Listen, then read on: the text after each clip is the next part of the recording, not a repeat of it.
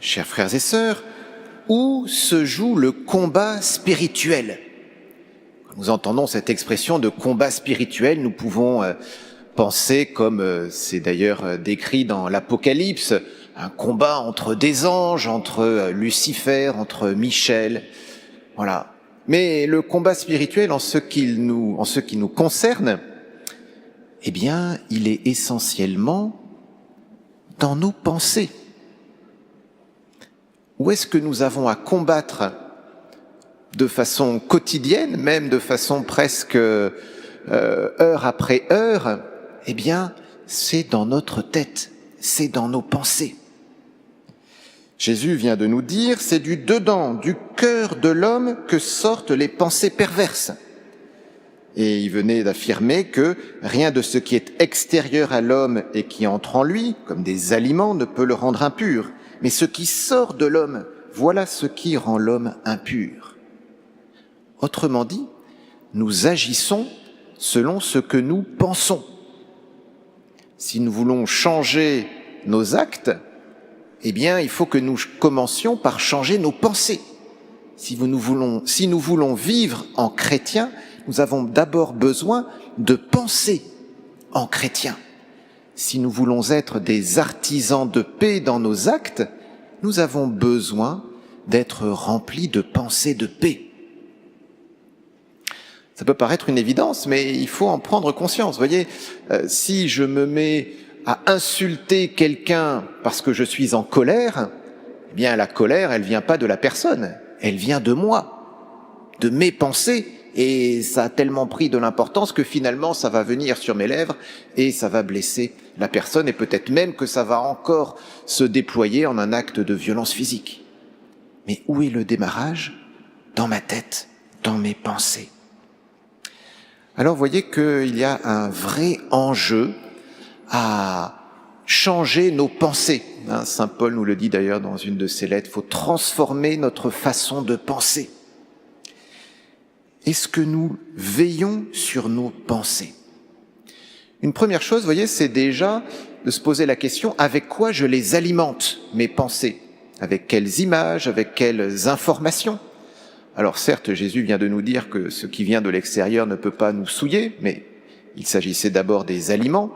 De fait, rien de ce qui est extérieur ne peut nous atteindre, mais ça, j'ai envie de dire, c'est un peu dans une deuxième étape de la vie spirituelle, quand on est suffisamment fort pour pouvoir même affronter des choses qui peuvent être blessantes sans être intérieurement atteint.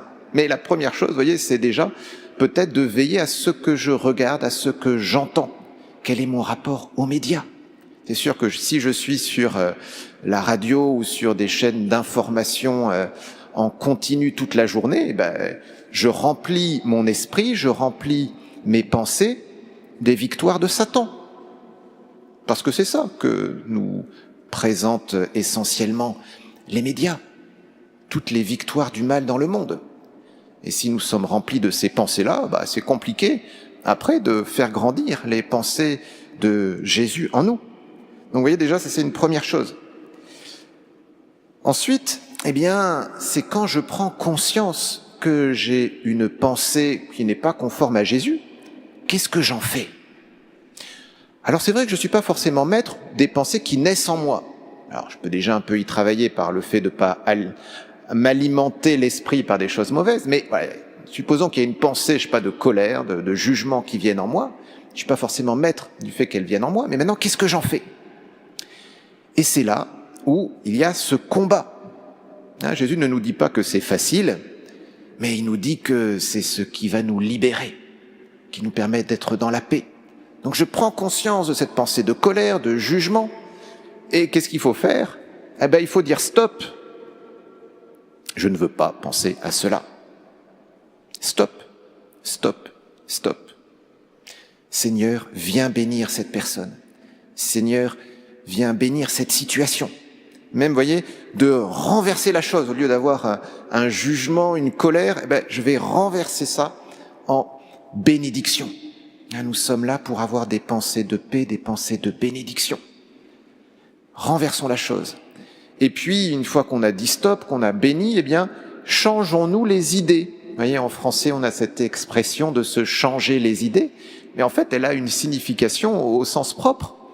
C'est sûr que si on est juste à dire stop, stop, stop, comme la nature a horreur du vide, la pensée va revenir sans cesse. Et donc, il faut faire diversion. Vous voyez, comme dans une lutte, comme dans un combat, comme dans une guerre, on va faire une diversion, voilà, pour focaliser sur autre chose. Et donc, je vais, me focaliser, je sais pas, sur Jésus en le priant, sur un beau paysage, sur, je vais faire le tour du pâté de maison, mais me changer les idées pour retrouver la paix. Et ça, vous voyez, ce combat dans les pensées, c'est essentiel, et je crois que c'est une clé aussi du pardon. On sait bien que c'est difficile de pardonner, mais concrètement, qu'est-ce qui est le plus difficile? Eh bien, c'est la rumination, le fait de revenir sans cesse à l'offense qu'on m'a faite. Mais sauf que la personne qui m'a offensé, elle peut même être morte.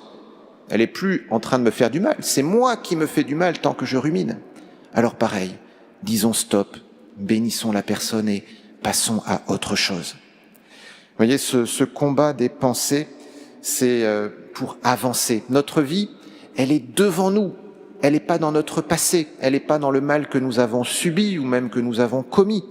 Elle est avec Jésus. Elle est dans le bien que nous avons à faire. Et nos pensées, bien souvent, elles nous entraînent dans un cercle infernal, un cercle vicieux. Et donc, il faut sortir de ce cercle. Voilà, notre vie, elle est devant nous. Ne nous laissons pas gâcher notre vie par des pensées qui nous enferment. Notre vie, elle est avec Jésus. Elle n'est pas avec le mal qui nous entoure ou qui nous habite. Il s'agit de se focaliser sur lui. Nos pensées, elles sont là pour être des pensées de paix.